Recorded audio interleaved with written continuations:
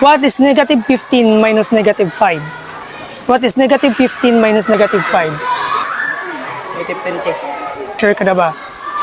Okay. Negative 20 is wrong. Tatlong bagay na matutunan natin sa video na to. Number 1, sa pag-atake ng problem na to, always remember the role of integers for subtraction. Ito yung same change rule. So, ibig sabihin ng same change rule, loads, ito lang yan. Pareho kayo ng gusto sa una, tapos bigla siyang nagbago, at bigla ka rin nagbago, hanggang sa hindi mo na namalayan na may iba na siyang gusto.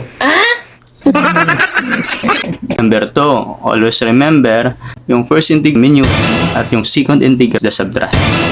Siya yung minuend at ikaw naman yung subtrahend. Dahil kailanman sa relasyon nyo, lagi ka lang pumapangalawa sa mga priority niya. Number 3 na. Natandaan nyo ba yung number 1 saka number 2? Baka yung hugot lang tinandaan nyo ha.